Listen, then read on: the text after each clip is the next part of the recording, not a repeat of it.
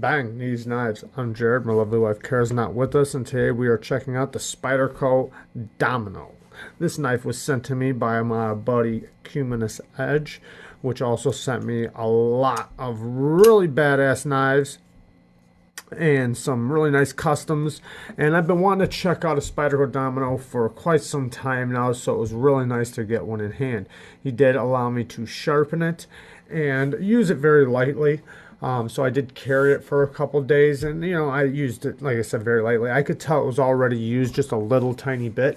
It did have a factory edge on there, so I also seen a little bit of we'll get to it in a minute on the blade, and I'll talk about that in a second. Let's get to the good and bad of this knife.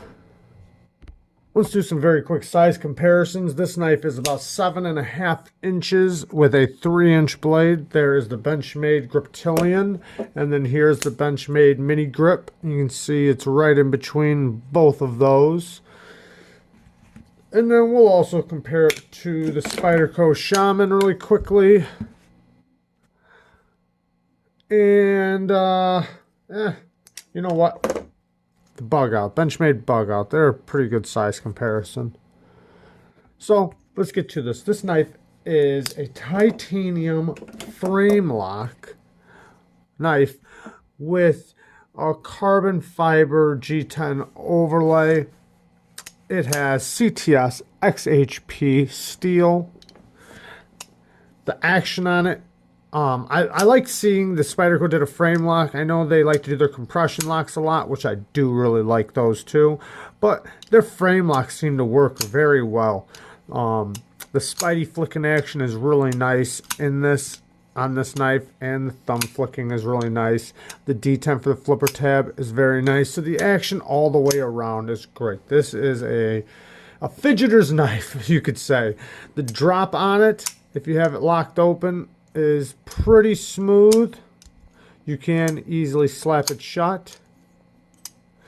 The detent is right there, so it's very early, which I do like. You can push past it if you want. You can also drop past it too, so if you unlock the lock bar, you can let it swing past, and then you're past it. Now usually I just get it like that and swing it shut with my finger like that. That's how I shut it. Very nice to manipulate though. Even the pinch in the roll around is pretty good. You don't even have to do the pinch. You can just drag it around with your thumb if you want to. The blade, this blade shape is a very, very useful blade shape. I mean, not everybody, a lot of people know the reason why Spyderco, or one of the reasons why Spyderco is so popular. I mean, their blade shapes are just so useful. You got a nice precise tip for tip work, a little bit of belly, and they let you get right up to the blade with their finger choil. Now, they don't really give you a sharpening choil. Some people like to file in their own little sharpening choil, but it is what it is. Have a nice little ramp right here with jimping that works really well. You can be back there like that. The ergos are very, very nice on this. That's one of the best things about this. Next to the type of blade shape it has. The titanium does have a steel lock bar insert. You can see right there. Almost looks like a liner, but it's only down to right there. The weight on it is very nice. I'm not going to say the weight because you can just look that information up. The clip works really well. It's like a spoon clip. It's not very deep and does have quite a bit hanging out of your pocket. You can see they thought of the lanyard first, then the pocket clip. I do like the nice big hardware. A lot of things to like about this knife.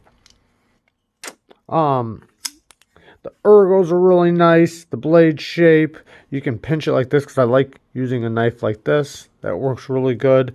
You can get your finger up on it. It's not a really big knife. It's almost like the perfect size EDC. And this one is made in Taiwan.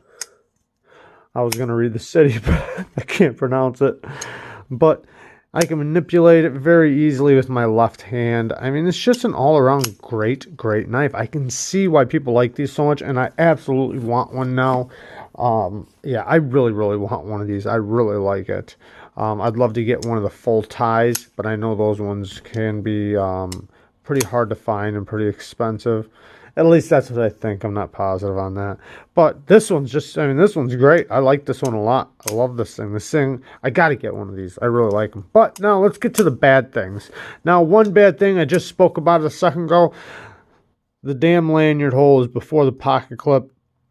It would have been nice to see a deep carry pocket clip. Now, I did hear that the reason why Spyderco doesn't make deep carry pocket clips is because there's so many companies out there that do make deep carry pocket clips for their knives and they don't want to hurt their company.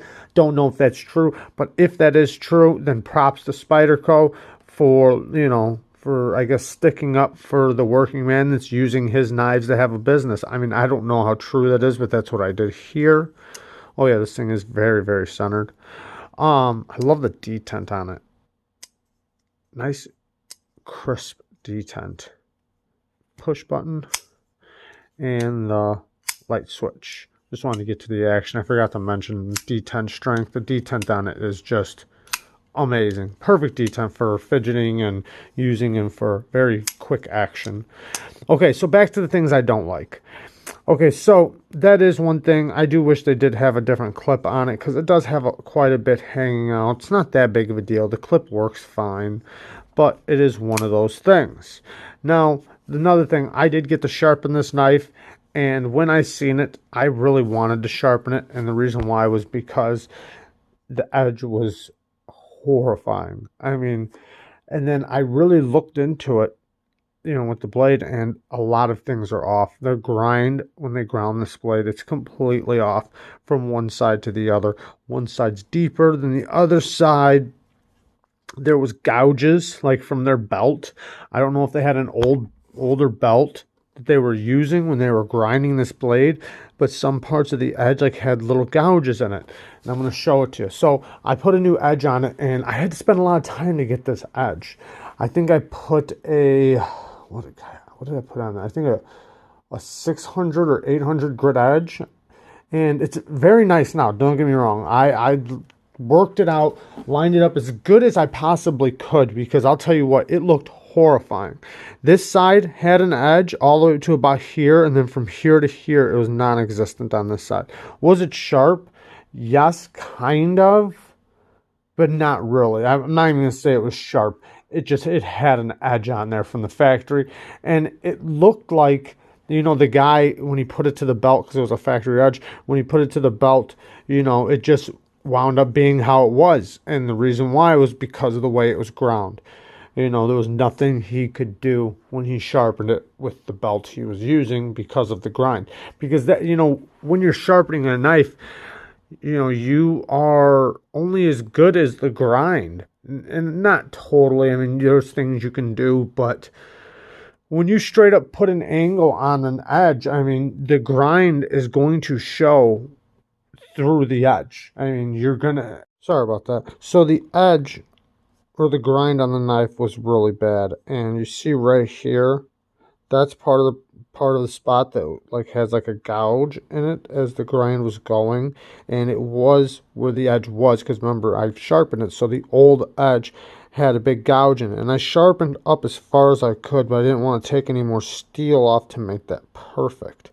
So I ground that as good as I could, or sharpened as good as I could, and I did get to match both sides as good as possible. The tips, they weren't perfect either. One side was big, one side was really tiny.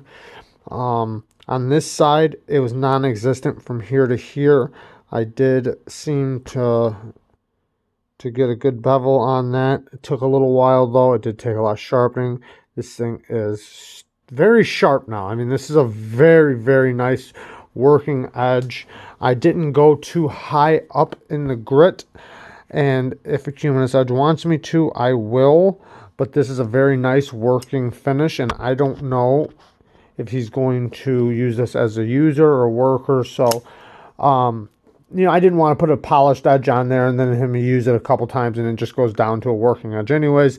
This is a beautiful working edge, and it is very, very sharp. So I think he'll be pretty happy with it. But that's one of my biggest complaints was the grind. The grind was stupid off, and you can actually see it if you really pay attention to this angle right there and then the angle right there. They're not symmetrical. They're not even. But that's about it. The CTS XHP, it did sharpen up good. It probably had a burnt edge. I'm sure it did, but I'm sure it's gone now. So the sharpening went really well as from the steel point of view. So from how good the steel reacted, it reacted really good to the stone, sharpened really nice, deburred really nice. Yeah, the burr went back and forth really nice, which says it has a nice strong, the steel's really strong. And yeah, everything went really good because you can really tell when you sharpen a knife the performance of the steel and how it's going to act when you use it. And yeah, it seems it's really good, just aside from the grind. But I really like this knife a lot. And yeah, just a great knife. Oh yeah, one of my other complaints is this. I don't like this carbon fiber overlay stuff. It's over the top of G10. They put carbon fiber on $50 knives these days. I mean, you can get cheap carbon fiber knives. You can get carbon fiber scales relatively cheap. Why are they using G10 fake it's not real. It looks real. And don't get me wrong, I do like the finish. And you can actually feel the textures in it. So this is about the best quality overlay you can get. It's not like it's just that stupid shiny stuff. But they should have just used solid carbon fiber. It would make you feel better about the knife. But other than that though, it's a great, great knife. Great, great user. Great, great ergos. You barely feel the clip in your hand. It just works really good. And yeah, I do really like this knife. And I love the access to the lock bar. It's really nice. Even though it does seem like a saw-like with that, you don't feel it. At least I don't. It feels really nice actually in the hand. So, and when you disengage it, it bites your finger in a good way, good positive way, not in a bad way. So yeah, I like this knife, man. This knife is really cool. I really want to get one now. Thank you, Cumulus Edge, for letting me check out one of these. Finally, I got one in hand, and I'm really happy I did because now I see what all the hype is about. Thanks, bud.